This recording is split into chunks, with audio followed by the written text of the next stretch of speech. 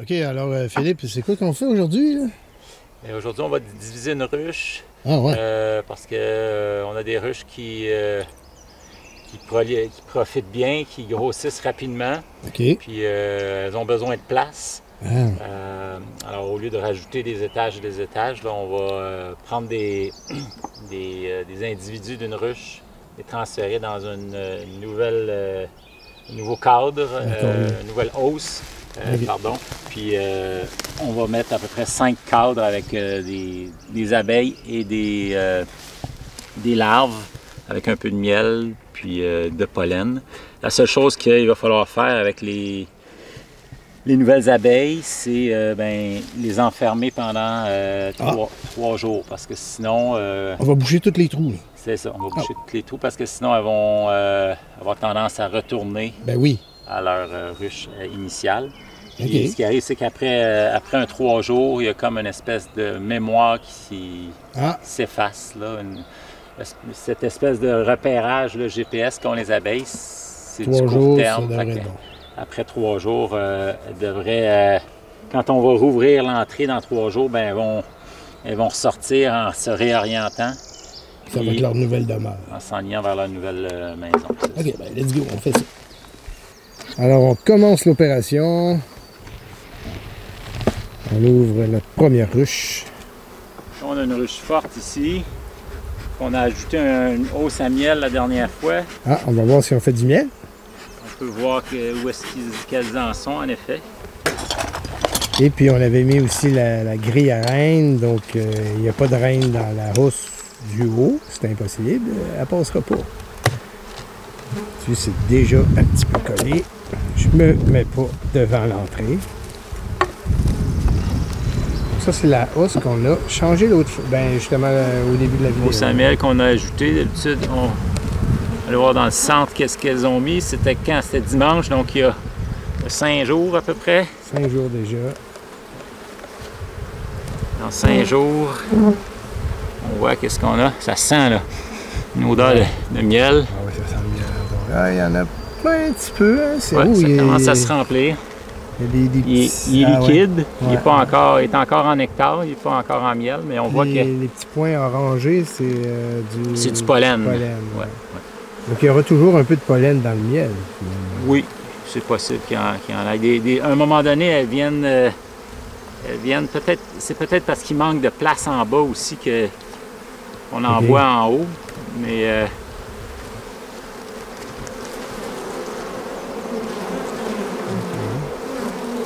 Donc là, il n'y aurait pas de quoi faire une récolte.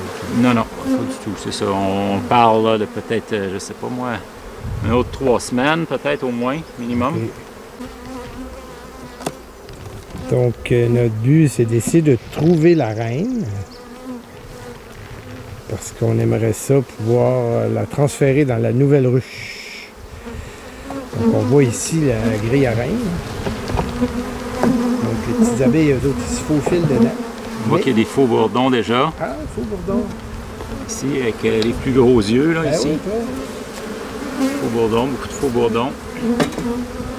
Donc, il y a quelques abeilles que c'est des mercenaires qui sont là pour défendre. Il y en a-tu? Oui, il y a des soldats, là, ouais, c'est ça, des gardes. Ça doit être eux autres qui essayent de piquer mon micro. Oui, c'est possible.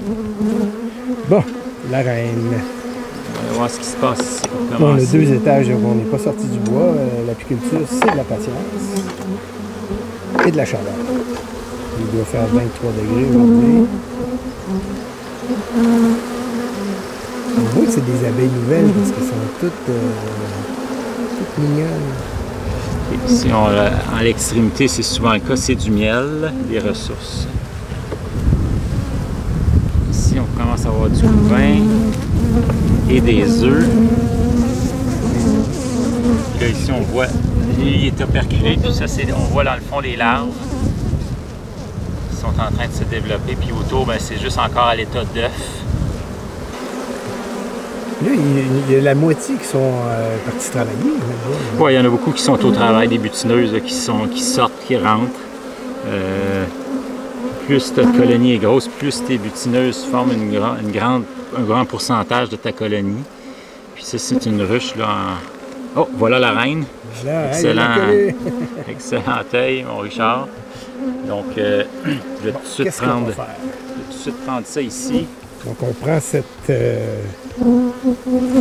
Donc là, on a trouvé la reine. On va former une nouvelle ruche. Donc là, on l'envoie là. Donc là, on va pouvoir observer la naissance d'une nouvelle ruche, finalement, et la naissance d'une nouvelle reine dans l'ancienne ruche. Oui, dans l'ancienne ruche, c'est ça. Il va y avoir formation d'une nouvelle reine. Ah, ça va être cool. Oui, parce que là, celle-là, on va la boucher pendant 3 jours. C'est ça, on va la boucher pendant 3 jours pour être sûr que les abeilles ne retournent pas à leur ruche initiale. OK, donc là, on a mis un cadre, mais on va essayer d'en mettre au moins 5, hein, c'est ça? C'est ça. Donc, tu en enlèves un, tu le remplaces. Je le remplace par un autre. Il y en a combien en tout dans... C'est 10 cadres. Les cadres de ruche, les hausses à couvain, c'est 10 cadres. OK.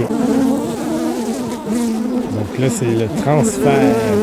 Donc, la ruche dont on vient d'enlever la reine, ça va prendre combien de temps avant qu'ils réalisent ça et qu'ils veulent en faire un autre? Ouais, 48 heures, là, ils vont savoir qu'il n'y a plus de reine, puis c'est le temps de former une nouvelle reine. J'avoue que je suis content d'avoir mon habit aujourd'hui parce que ça tourne pas mal autour de moi. Ici, si je mets ça ici, il y a beaucoup de couvains, fait qu'il va y avoir un boost de naissance là, dans pas longtemps. Okay. Ça va les aider.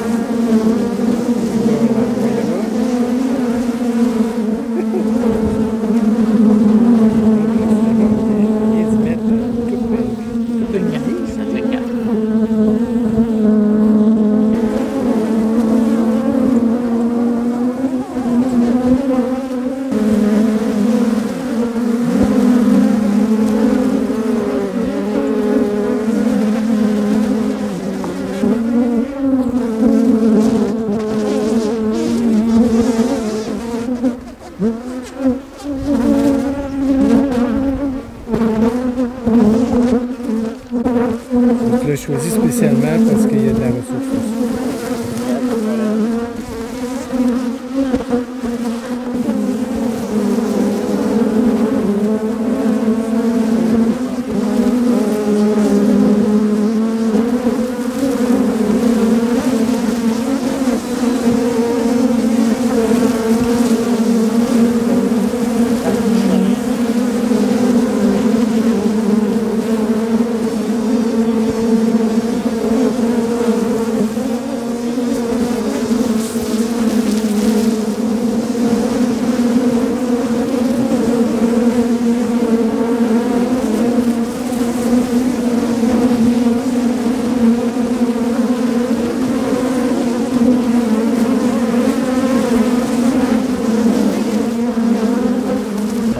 Ça se peut qu'on ait une abondance de miel dans cette ruche-là, non seulement parce qu'elle est forte, mais aussi parce qu'elle va avoir été orpheline pendant un petit bout de temps.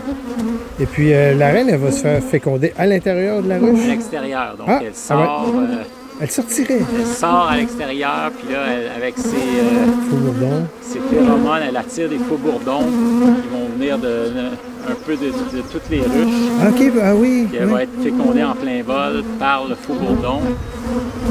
En fait, par environ entre une vingtaine à une cinquantaine de faux-bourdons. OK. Puis là, elle va avoir tout le bagage dans son abdomen pour pouvoir pondre pendant au moins 4 ans de sa vie, là, avec des pics là, de 2000 œufs par jour là, dans les meilleures périodes. C'est ça. Puis les faux-bourdons qui s'accouplent durant cette phase-là, ben, eux meurent, lors de l'accouplement. On a fermé la ruche, puis là déjà, il arrête d'attaquer mon micro. Donc c'est vraiment pendant que c'était ouvert. Donc là, on serait rendu.